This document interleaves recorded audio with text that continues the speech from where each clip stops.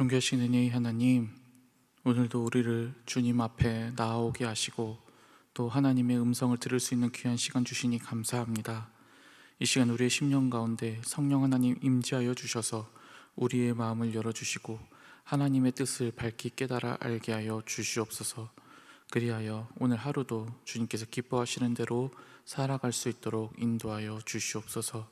감사드리며 우리 주 예수 그리스도의 이름으로 기도드립니다. 아멘. 찬송가 191장 함께 찬양하겠습니다.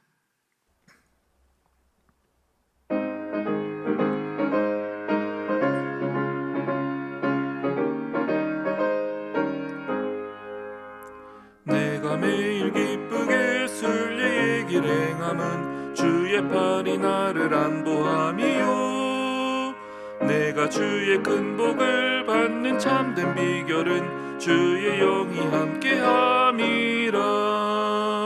성령이 계시네, 할렐루야 함께하시네. 좁은 길을 걸으며 밤낮 기뻐하는 것 주의 영이 함께함이라. 전에 죄에 빠져서 평안함이 없을 때 예수 십자가의 공로 힘입어 그 발 아래 엎드려 참된 평화 얻음은 주의 영이 함께함이라. 성령이 계시네, 할렐루야 함께하시네. 좁은 길을 걸으며 밤낮 기뻐하는 것 주의 영이 함께함이라. 나와 동행하시고 모든 염려하시니 나는 숲의 새와 같이 기쁘다. 내가 기쁜 마음으로 주의 뜻을 행함은 주의 영이 함께함이라. 성령이 계시네, 할렐루야 함께하시네. 좁은 길을 걸으며 밤낮 기뻐하는 것 주의 영이 함께함이라. 세상 모든 욕망과 나의 모든 정욕은 십자가에 이미 못을 박았네. 어두운 밤이 지나고 무거운 짐 벗으니 주의 영이 함께함이라. 성령이 계시네, 할렐루야 함께하시네. 좁은 길을 걸으며 밤낮 기뻐하는 것 주의 영이 함께함이라. 오늘 우리에게 주시는 하나님의 말씀은 마태복음 3장 11절에서 17절까지의 말씀입니다. 생명의 삶은 98페이지입니다. 오늘 말씀을 제가 봉독하도록 하겠습니다. 나는 너희로 회개하게 하기 위하여 물로 세례를 베풀거니와 내 뒤에 오시는 이는 나보다 능력이 많으시니 나는 그의 신을 들기도 감당하지 못하겠노라. 그는 성령과 불로 너희에게 세례를 베푸실 것이요, 손에 키를 들고 자기의 타작마당을 정하게 하사 알곡은 모아 곳간에 들이고 쭉정이는 꺼지지 않는 불에 태우시리라. 이때에 예수께서 갈릴리로부터 요단강에 이르러 요한에게 세례를 받으러 하시니 요한이 말려 이르되 내가 당신에게서 세례를 받아야 할 터인데 당신이 내게로 오시나이까? 예수께서 대답하여 이르시되 이제 허락하라. 우리가 이와 같이 하여 모든 의를 이루는 것이 합당하니라 하시니 이에 요한이 허락하는지라.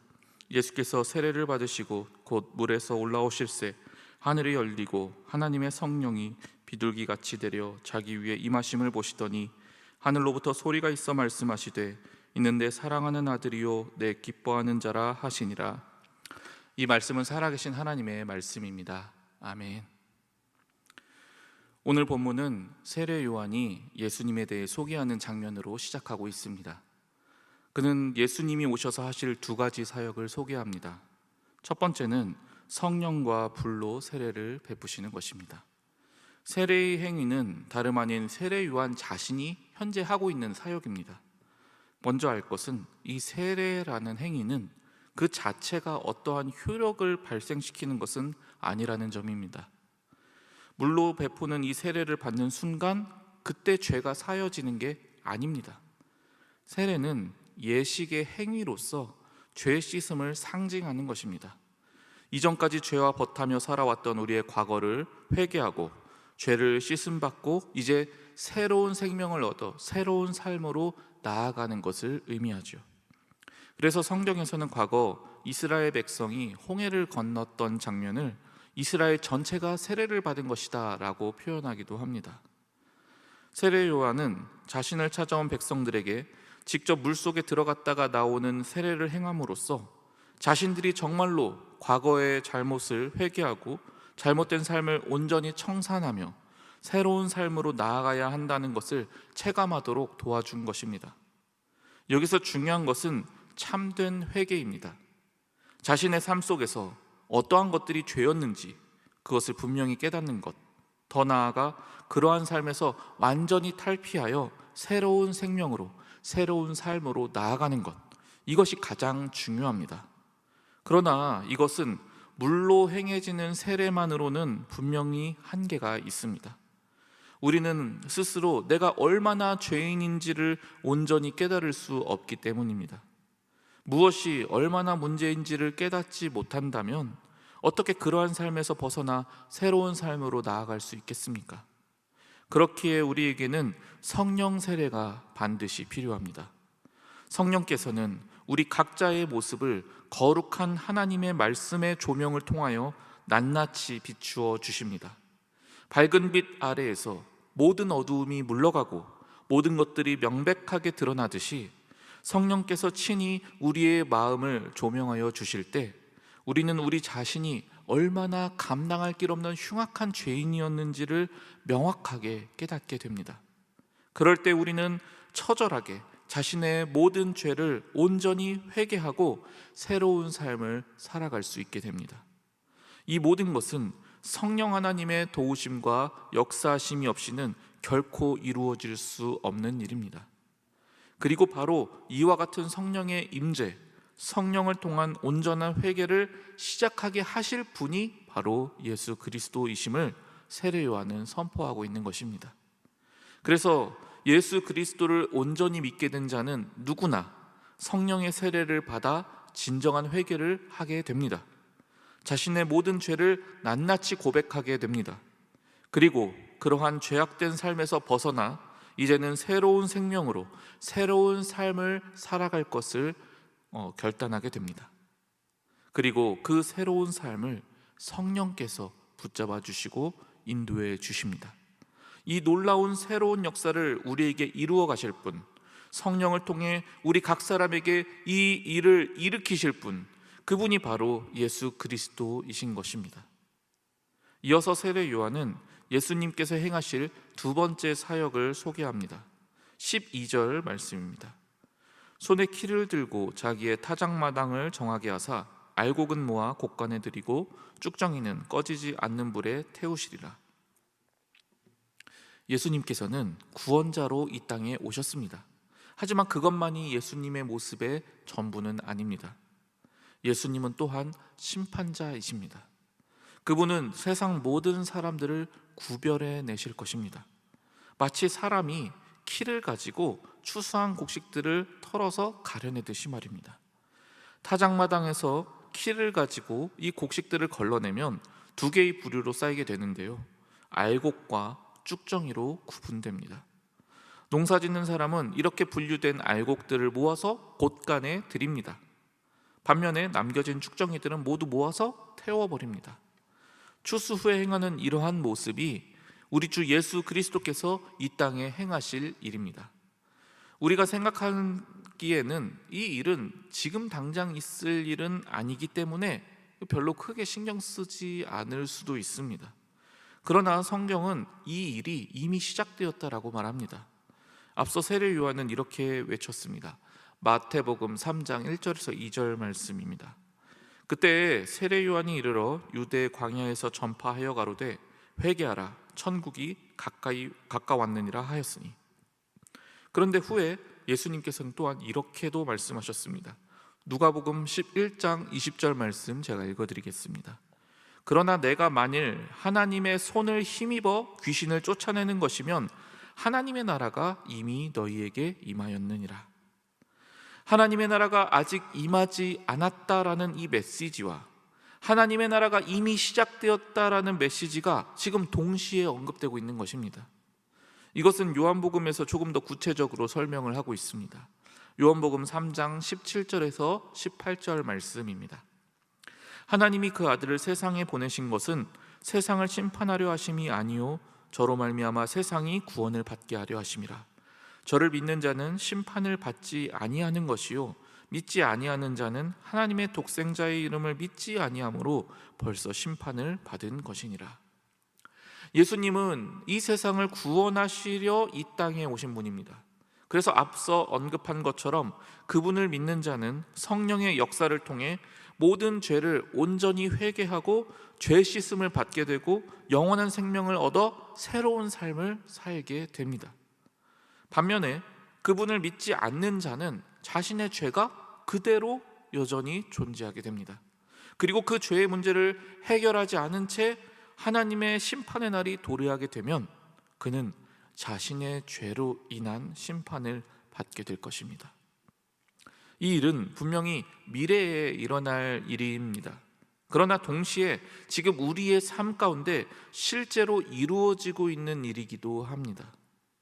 예수 그리스도를 믿고 받아들이지 않는 자는 하나님께서 보내신 유일한 구원자를 받아들이지 않으므로 실제로는 벌써 심판을 받은 것과 동일한 것이죠.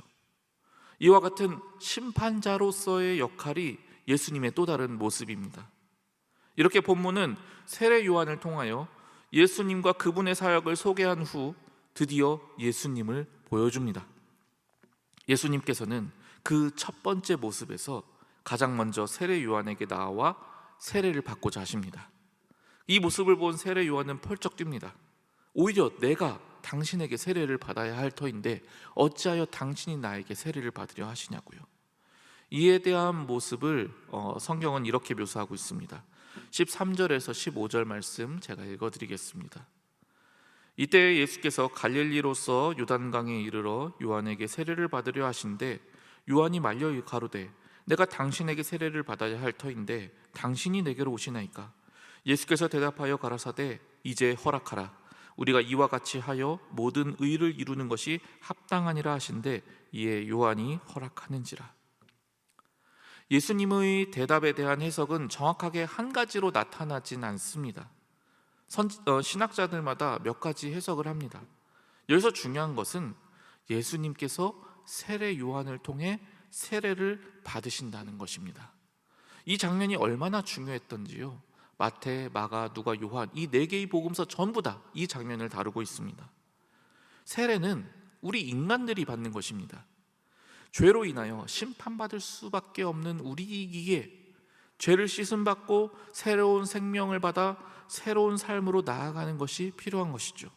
그런데 하나님의 아들이신 예수는 아무 죄도 없으십니다. 그런데 그분이 마치 죄인처럼 지금 세례를 받으신 것입니다. 이로써 예수님은 자신을 죄인들과 동일시하셨습니다. 조금의 죄도 없으신 분께서 오직 단 하나의 이유, 우리를 구원하시고 또 살리시기 위하여 죄인인 우리와 같이 낮아지셨습니다. 이러한 예수 그리스도의 낮아지심으로 인하여 그분을 믿는 자는 누구든지 구원에 이르게 되었습니다. 사랑하는 성도 여러분, 우리는 본래 구원받을 가능성이 전혀 없던 자들이었습니다. 그러나 하나님의 자비하심을 통해 예수님의 낮아지심을 통해 성령님의 인도하심을 통해 우리는 구원을 받게 되었습니다. 그렇기에 우리는 주님을 찬양할 수밖에 없습니다. 우리의 입술로, 우리의 행실로 주님을 높일 수밖에 없습니다. 우리가 본래 어떠한 자였는지 그리고 어떠한 구원을 받았는지를 언제나 우리의 마음에 온전히 새기며 나아가야 하겠습니다. 또한 우리의 삶은 예수님을 믿은 것으로 모든 게 끝나는 것이 아닙니다. 아직 우리에게는 여전히 예수 그리스도를 믿은 후 새로운 삶을 살아가는 여정이 남아 있습니다. 과거의 잘못된 죄와 허물을 용서받았기에 우리는 그 과거와 완벽히 결별한 새로운 삶을 살아가야만 합니다. 알곡으로서의 삶의 열매가 우리의 삶에 드러나야만 합니다. 이를 위해 성령께서 우리에게 찾아오셨고 우리를 지금도 돕고 계십니다. 성령님께 겸손히 도움을 구하며 우리의 삶 속에 이 놀라운 새로운 삶의 여정을 성령님과 함께 펼쳐나가실 수 있기를 원합니다. 그리고 한 가지 더 우리가 기억해야 할 사실이 있습니다. 주님은 우리를 구하시기 위해 낮아지셨습니다. 죄인과 동일시하게 여겨지는 자리까지 낮아지셨습니다. 그랬기에 우리를 살리시는 참된 구원자가 되실 수 있으셨습니다. 이제 주님으로 인해 구원받고 새 생명을 얻게 된 우리에게도 동일한 삶이 남겨져 있습니다. 우리 주님께서 그러셨듯이 우리에게 맡겨진 다른 영혼들에게 먼저 찾아가 우리도 예수님처럼 낮아지는 삶을 살아야 합니다. 그렇게 우리가 낮아질 때 성령께서 그런 우리를 사용하여 주셔서 놀라운 구원의 역사를 오늘도 이루어가 주실 것입니다. 바라기는 이 놀라운 구원의 은혜가 오늘 우리의 삶 가운데 계속해서 풍성하게 이루어지길 간절히 소망합니다. 함께 기도하겠습니다. 사랑의 하나님, 아무 죄 없으신 예수님께서 우리와 같은 죄인의 모습으로 낮아지셔서 구원의 길을 열어주신 그 놀라우신 은혜에 깊이 감사드립니다.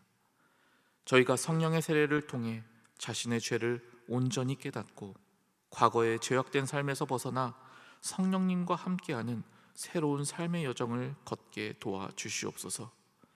타작마당의 알곡과 같이 우리 삶 속에 아름다운 믿음의 열매가 맺히게 하시며 우리를 돕고 계시는 성령님의 인도하심에 겸손히 순종하며 나아가게 인도하여 주시옵소서. 주님께서 낮아지심으로써 우리를 살리셨듯이 우리도 이웃과 영혼들을 향해 먼저 찾아가 낮아지는 삶을 삶으로써 주님의 구원 역사를 이 땅에 이루어가게 인도하여 주시옵소서. 허유한 위임 목사님을 기억하여 주시사 하늘의 능력으로 주님께서 함께하여 주시옵소서. 그리하여 주님께서 맡겨주신 귀한 사명들을 온전히 잘 감당케 하시며 하나님께서 허락하신 우리 교회를 온전히 주님께서 기뻐하시는 모습으로 잘 인도해 나아가실 수 있도록 주님께서 역사하여 주시옵소서. 이 시간 과부의 두 랩돈과 같은 귀한 예물을 주님 앞에 드리는 손길들이 있습니다. 아버지께서 기억하여 주셔서 저들의 삶에 더욱더 풍성한 열매가 맺혀지게 하시고 하나님께서 기뻐하시는 그러한 삶의 열매들로 또한 하나님께 영광 올려드리게 하여 주시옵소서.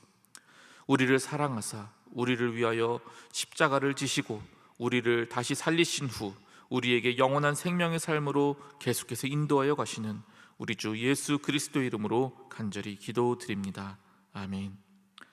하늘에 계신 우리 아버지, 아버지의 이름을 거룩하게 하시며 아버지의 나라가 오게 하시며 아버지의 뜻이 하늘에서와 같이 땅에서도 이루어지게 하소서. 오늘 우리에게 일용할 양식을 주시고 우리가 우리에게 잘못한 사람을 용서하여 준 것 같이 우리 죄를 용서하여 주시고 우리를 시험에 빠지지 않게 하시고 악에서 구하소서. 나라와 권능과 영광이 영원히 아버지의 것입니다. 아멘. 이 시간 기도하실 때 나라와 민족, 교회를 위해 그리고 오늘 말씀을 놓고 계속해서 기도의 자리로 나아가겠습니다.